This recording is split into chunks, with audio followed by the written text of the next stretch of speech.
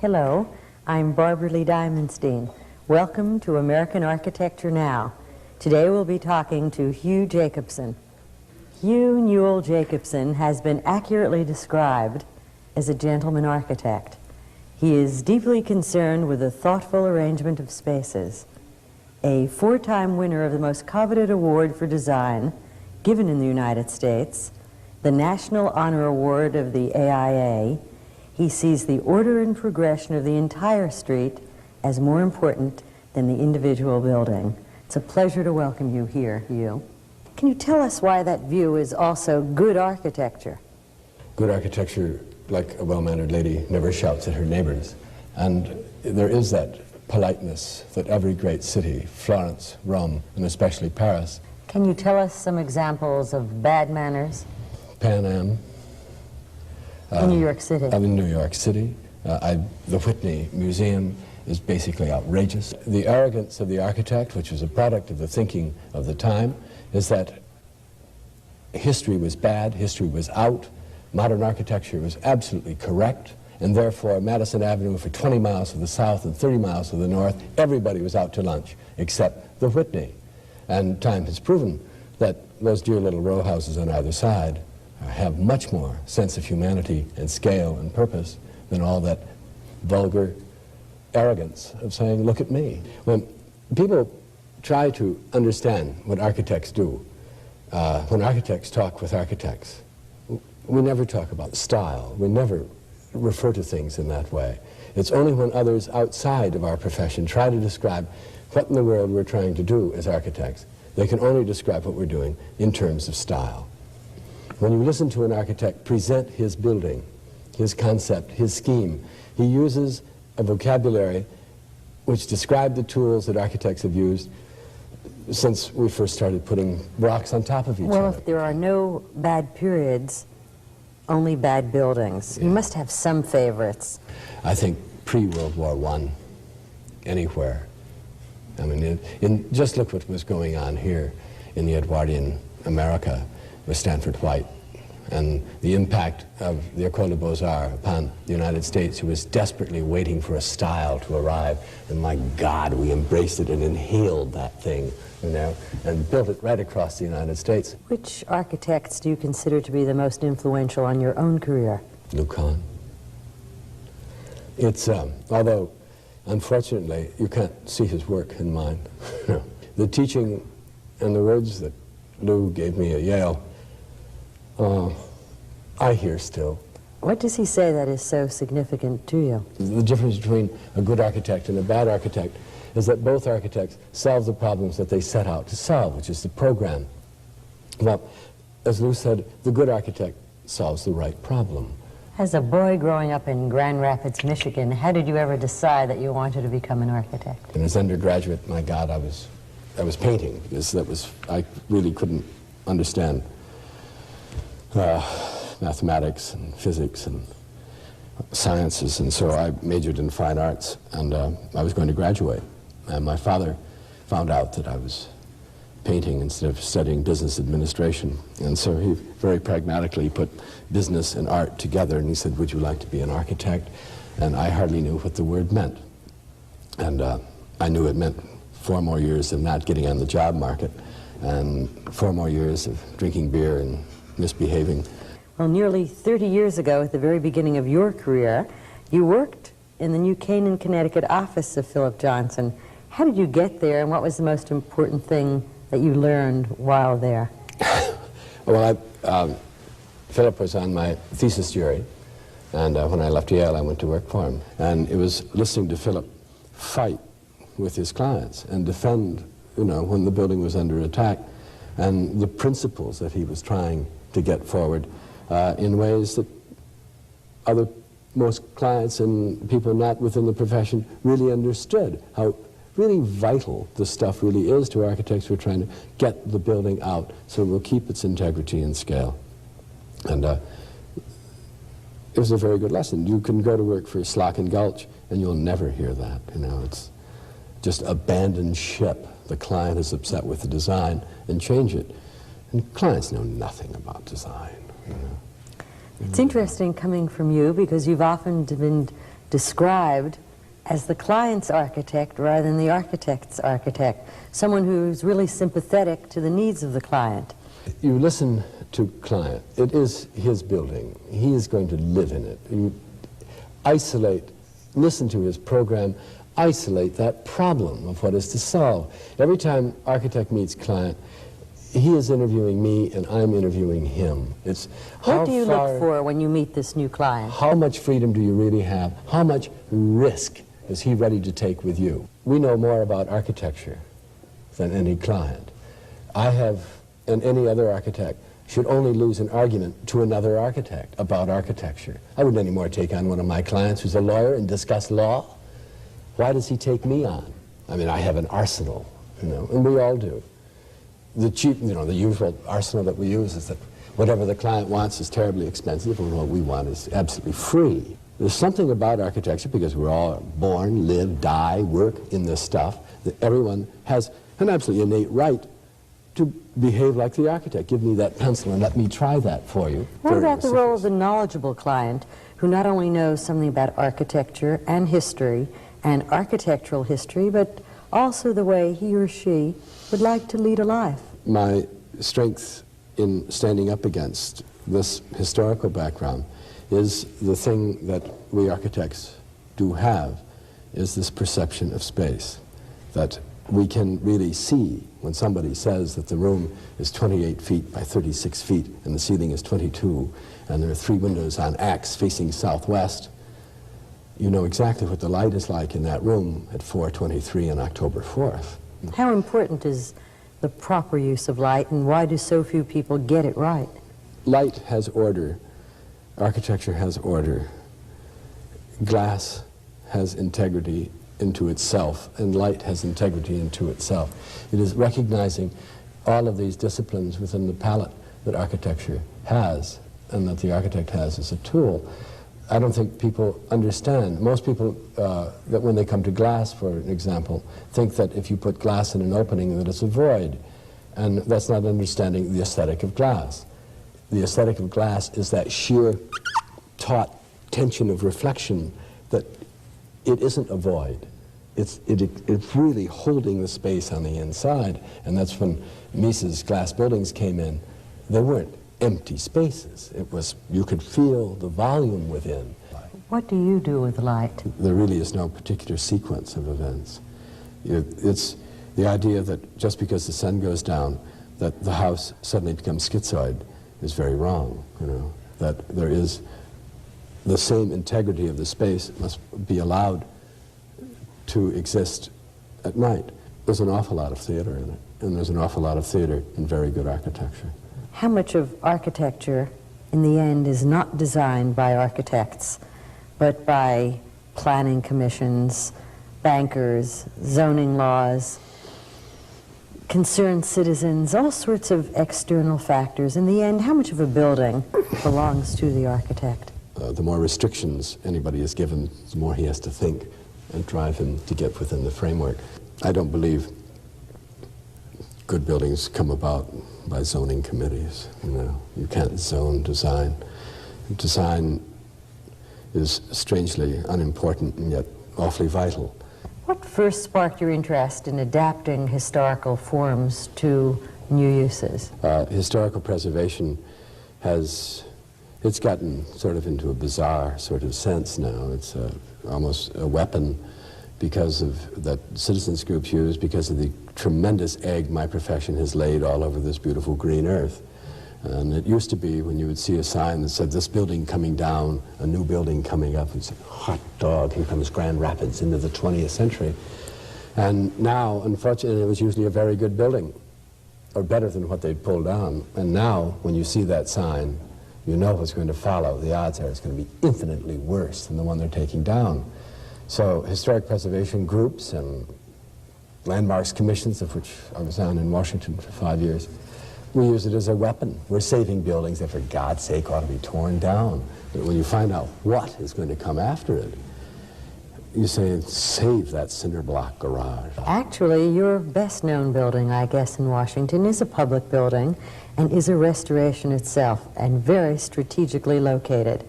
I'm referring, of course, to the conversion of the old Corcoran Gallery, designed by James Renwick, that you adapted into the Renwick Gallery of the Smithsonian Institution. Old buildings are saved because you find new uses for them. And the Smithsonian, thank God, found a new use for this. It's a little building of heroic spaces, how he plays with the scale. Doorknobs are up here, sills. I mean, it's always throwing you off balance and leading you into the building, up this incredible stair with like a roll of drums and a salute to the Grand Saloon. Did that question of scale affect later buildings that you've since worked on? Instead of using clapboard this big, I will change the clapboard to that size. I will change the height of the doorknob. I will have no horizontals whatsoever, so that you don't know how tall that window is or how tall the building is until you get something that is measurable to the eye in front of it. And it has helped me a great deal, because when you have a very beautiful site, and the site is usually much prettier without a building. And as old man Wright said, never build on the hill, but be of the hill. And so if you take a building, and if you can manipulate the scale so it looks smaller and break up its massing, I think that it's much more polite. How have you been typecast? I was doing houses, you know. Is that fair or accurate? Oh, no, it's not fair at all. Less than 40% of my buildings in the past 10 years have been that. But my larger scale buildings have all been abroad, in Egypt and Greece and France. And they're coming out in the mags next month, and so it's going to help me a lot. Now you know, some people think all he does is houses. That's all right. Some people think all he does is historic preservation. That's okay. But by the standards of architecture, you're still such a young man that this is your developmental stage. Why do I love thee? Until recently, I guess until 1976, you served on Washington's Landmarks Committee for the Commission of Fine Arts and the National Capital Planning Commission. You're also the editor of a guide to the architecture of Washington. Won't you help us for a moment and tell us what, by your lights, are the architectural treasures of Washington, D.C.? The fun that we had in the book, and I think the importance of the guide, or at least the first edition, were the buildings that we left out.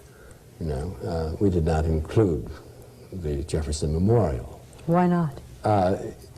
Well, when that building was built, there was a tremendous controversy, and if you look at it, it is perhaps the weakest thing that John Russell Pope ever did. Wright referred to it as a comfort station, in which the best-dressed man in town was in a statue. The thing, there was such noblesse on my part. I didn't run any of my own work, but then again, in 1965, I didn't have much to show, so it was a lot different. How do you think the city has evolved, and how would you evaluate it architecturally speaking? There's a great deal of developer money that's moving in, and a far, far lower quality of architects. The best architects in this country have very little evidence to show in our capital, which is outrageous. Lucan never built a building there. You know, Frank Lloyd Wright never built a monumental building there. Based in Washington, have you had the desire to do much work there, either privately or for the federal government? Oh, sure. There are building sites and commissions and challenges and immortality that anyone would love to. It's a clear day and a fast track.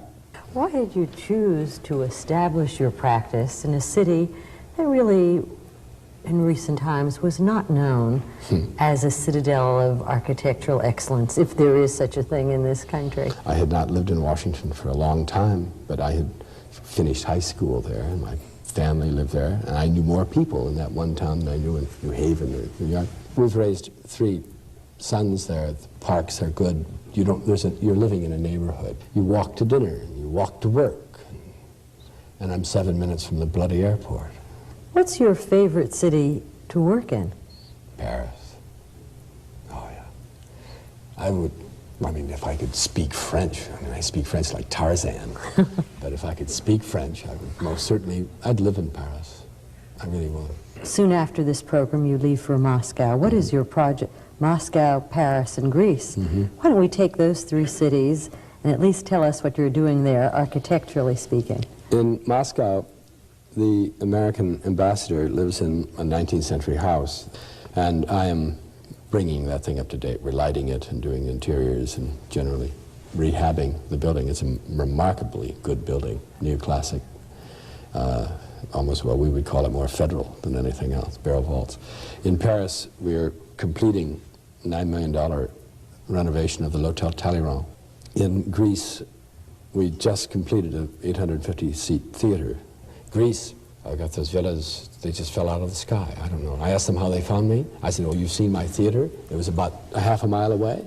You've built in Greece? Oh. Actually, in addition to being the 4-time winner of the National Honor Award of the AIA, you've won over 76 AIA and Design Awards. You know, you don't get a crit after you leave school. And your client isn't going to crit you, he's bought you. The kids that work with you, they're not going to crit you. And the only crit you get is to trot your work out before your peers. It's the only valid judgment you can get. But the serious ones, all of the good architects, all enter. Every one of them do.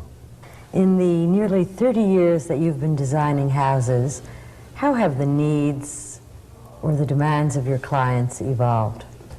Something that I'm working on now very strongly is that when I was born, the life expectancy of man was about 50 years old. Now that I'm 53, the life expectancy of man is 85. And by the time I'm 85, it will probably be 100, I hope. And with that, it says that all of our buildings must be designed to take care of very old people. How is that included in your new designs? What have you done differently? Well, I'm suddenly lining, if I have a 2-story house, a 3-story house, or a multi-story anything, I line up closets over each other so you can put in elevators. Hallways are getting bigger, bathrooms are getting bigger so that wheelchair can turn around. How do what architects design for themselves differ from what you design for the rest of us? When an architect designs his own house, not only the profession, but his community is saying, now we'll see what he really wanted to do. He's really free. Well, nuts, he's not free at all. As you watch most architects' houses, they really do shout as he lets out everything he knew at that moment. And it may be absolutely terrific at that moment, but it dates like sliced bread, and 2 weeks later, he's got to live with that awful echo. Well, you have recently been responsible for quite a remarkable house, or was it 7 houses, that you did not so long ago in Lancaster, Pennsylvania. That house has been described as a synthesis of tradition, modernism, and postmodernism. Why don't you describe it for us and tell us what your intentions were there? It's, I'm really very pleased with that thing because I think it expresses more of what I've been trying to do. It addresses itself very responsibly in the interiors to the quality of the light and scale. They were called telescope houses because they went, well, we did 7, each one geometrically going in 4 feet smaller than the one next to it. And ended it with a surprise. Well, each end was then all in mirror, and the big gable end was mirror 42 feet tall. But it was really reflective glass, so basically when you went inside, you really realized that the facade was a facade, and it was built to be kind to its neighbors. It is in scale with the street, it's in scale with the neighborhood, and yet you open up the front door, and it's an extremely modern house. The use of mirrors on the outside certainly don't tell you it's a house built in 1753. Another of your widely publicized houses was the house that you built for Jacqueline Onassis on Nantucket Island. How did that commission come about? Are there particular problems or challenges of building a house for one so much and perhaps so unfairly in the public eye? No. My client was no different than anyone else, except she worked very hard and was very astute in understanding the planning problems and the problems of building. It went on time and on schedule. And under budget, and that's why you're probably called a client's architect. The press, like everything else with my client, is greatly distorted. I mean, the plumber held press conferences. I mean, it was just really bizarre. And just to build the building, you know, to build a building anywhere is it's a conspiracy. It's a miracle to get a building up. I mean, you think of, well, I had one man whose mother died 6 times on the job, you know, and you try to organize basically a 3-bedroom house with staff quarters, a living room and a dining room. I mean, it wasn't a big house. It was called a fortress, a palace. I mean, it is we've built many larger houses than that. If you had enough funds and assistance, is there a special project, a dream project that you haven't done that you'd care to? I'd love to do an art gallery. Is there a commission or an assignment that you would decline, that you'd flatly refuse to design? No, I don't think there's anything I would refuse. We tried to do a shopping center, and we designed really I thought it was a beautiful little shopping center, and I lost him. He just went away. Why do you think that was the case? Because it didn't look like the rest of the shopping centers. The guy couldn't understand. So how do you move the client forward? Because I suspect that very often people do get work because the potential client has seen the last project and they really want a repetition of that when you're ready to move on to the next one. Our whole system is based on the profit motive, and a commercial project must make money for that man. That's why he's doing it. But he unfortunately approaches it with, here's one that was a howling success, and don't knock a hit, kid. I want that, and don't screw around with it. And if you can't describe it to him and how it's better than that turkey down the road, you don't deserve the commission, you know. It's how you communicate with a client, and it isn't, you know, people think that design is where the architect sits up in the middle of the night, slaps his forehead and says, Eureka, I've got it, rushes to the drawing board and sits down and draws it. How does it happen? It is a long, difficult, hard process of question and answer with client. Why do you want to go that way? Why don't we go this way? And describing these spaces, as only architects can see them, of the potential of what he can do. But he must tell you of why he wants to go that way, and sometimes his reasons are extremely valid because that's how he makes his money. And if you don't understand that and you build this great big thing and he loses money, you've made a terrible mistake, because they will tear it down or do worse things to it. It's really quite clear that you love your profession. Oh, it's so much fun. I mean, it's just, I feel sorry for anybody that's not an architect. I mean, it's the process of putting buildings together and working with men. You know, once you get one of these things up and you walk into it, you can't remember that it began on the back of a barf bag at 31,000 feet. You know, I bet you do a lot of designing in airplanes. There's no telephone, and you do it all up there. And it's from building from this dopey little sketch and moving it on paper. And then sometimes, as in Cairo, 12 years later, they finish the bloody building. What is the biggest surprise you've ever had in designing and watching a building of yours unfold?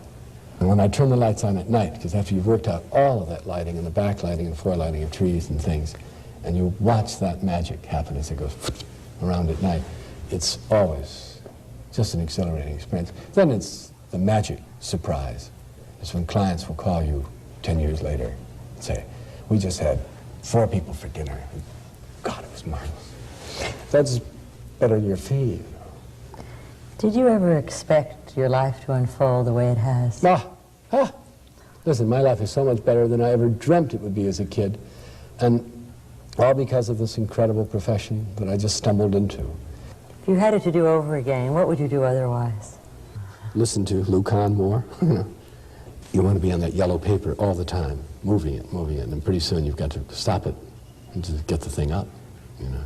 You've made it all sound easy, and thank you for being so thoughtful and so eloquent. It was a very real pleasure to talk with you. Our thanks to you, Hugh Jacobsen.